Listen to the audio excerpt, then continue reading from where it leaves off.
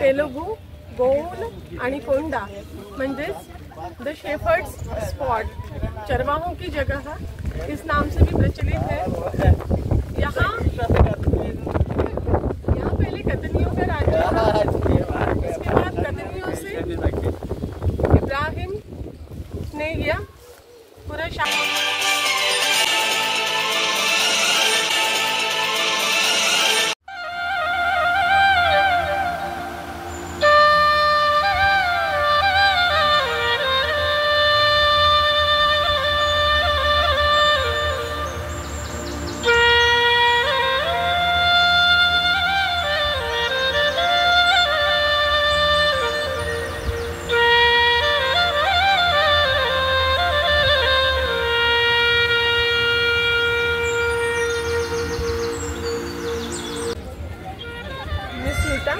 राजेश मेश्राम यांच्यासोबत या शाळेला दिवाळीच्या सुट्ट्या असल्यामुळे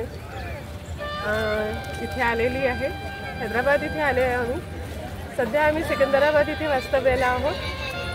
कालपर्यंत आम्ही BM Birla auditorium, museum, Hussain Sagar, सचिवालय आणि चारमिनार या ठिकाणी भेट दिली। अतिशय सुंदर होत्या सगळ्याच जागा। त्यानंतर आज आम्ही सकाळी गोलकोंडा किल्ला इथे भेट द्यायला आलेला आहोत। आपण बघू शकता गोलकोंडा हा शब्द गोल आणि कोंडा इन दो शब्दों का समूह है, जिसका अर्थ तेलुगु में चरवाहों की पहाड़ी ऐसा भी किया जाता है। शुरू में यह किला कतनियों के अधीन था। उसके बाद कुतुबशाही वंशज के शासककर्ता इन्होंने इसे अपने साम्राज्य में स्थापित कर लिया। उसके बाद उनके पतन के बाद बहामनी साम्राज्य यहाँ स्थापित हुआ। 1363 में बहामनी साम्राज्य ने इसे अपने काबू में ले लिया। उसके बाद बहामनी कुतुब शाह अली वंशज के जो अंतिम शासक थे, उन्होंने ही इस गोलकोंडा किला का पूरा विकास किया और उन्होंने ही हैदराबाद की नींव रखी तथा चार मीनार की रचना भी उनके ही कार्यकाल में हुई।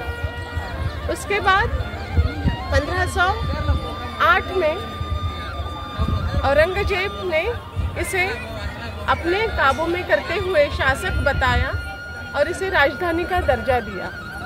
तो यहाँ 1543 से लेके 1948 तक औरंगजेब यहाँ एकमात्र शासक बना रहा। इस किले की विशेषता यह है की इस किल्ले को हा किल्ला 3 मजली आहे। आपण बघू शकता किल्ल्याची तटबंदी भक्कम आहे। किल्ला हा अतिशय पूर्णपणे विकसित आहे। किल्ल्यामध्ये शस्त्रागार, स्नानगृह, त्यानंतर मृत व्यक्तींसाठी स्नानगृह, सैनिकांसाठी निवासस्थान, त्याचप्रमाणे तारामती हे बघू शकता आपण, तारामती मस्जिद आहे। त्याचप्रमाणे या ठिकाणी रामदास कारागृह सुद्धा आहे। अशा प्रकारे एकूणच संपूर्णपणे हा किल्ला विकसित केलेला आहे। पाऊस पडून गेल्यामुळे पाहिजे तसं ऊन जाणवत नाही आहे, आल्हाददायक वातावरण आहे। मी राजेश मेश्राम यांच्या blue and red news channel सोबत आपल्या सोबत आहे, आपणही माझ्या सोबत आहात। तेव्हा आपणा सर्वांचे खूप खूप आभार। आम्ही आता आपल्या पुढील प्रवासासाठी निघतो। इथून आम्ही शोमल्ला पॅलेस आणि निजाम पॅलेसला भेट देणार आहोत आणि त्यानंतर जर आम्हाला शक्य झालं तर सलार्जंग म्युझियमला सुद्धा आम्ही जाणार आहोत। आपण सर्वजण आमच्या सोबत आहात, आनंद होतोय। धन्यवाद। पुन्हा एकदा जय भीम। थँक्यू।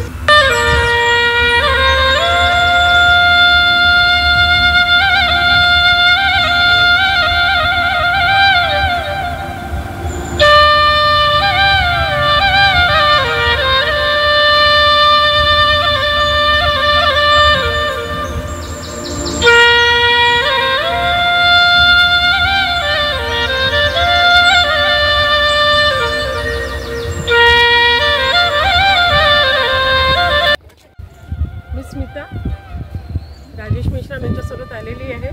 आम्ही नागपूरहून आलेलो आहोत आणि आज आपण गोळकोंडा किल्ला या ठिकाणी भेट द्यायला आलेलो आहोत. हा गोळकोंडा हे नाव तेलुगू गोल आणि कोंडा म्हणजेच द शेफर्ड्स स्पॉट, चरवाहों की जगह इस नाम से भी प्रचलित है. यहाँ पहले कतनियों का राजा था. इसके बाद कतनियों से इब्राहिम ने यह पूरा शासन अपने साम्राज्य में उसे शामिल कर दिया. आणि त्याच्यानंतर इब्राहिमचं पतन झाल्यानंतर कुतुबुद्दीन शाह जे संस्थापक आहेत आणि ज्यांनी हे संपूर्ण हैदराबाद शहराचा जी रचना केलेली आहे, ज्यांनी चारमिनारची रचना केली आहे, त्यांच्याकडून कुतुब अली शाह 1, 2 आणि 3 यांनी हा संपूर्ण किल्ला आपल्या ताब्यात घेतला.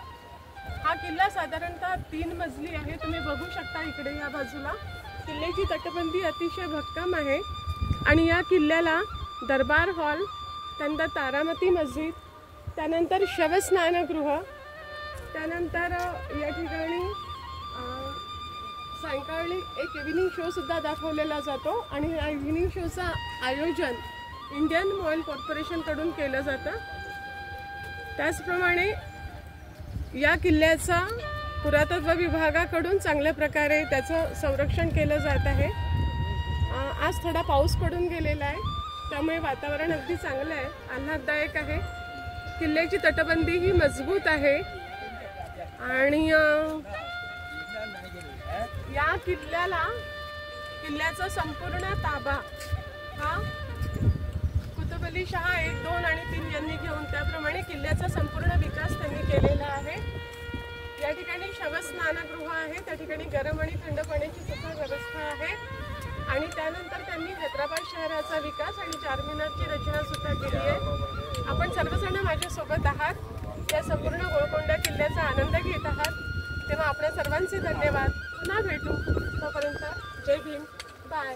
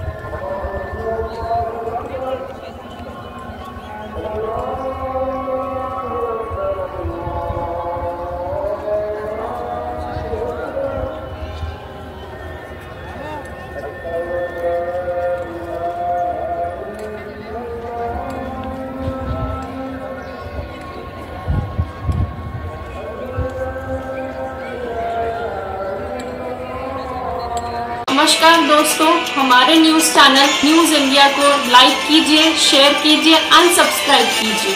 हम मिलेंगे फिर. धन्यवाद.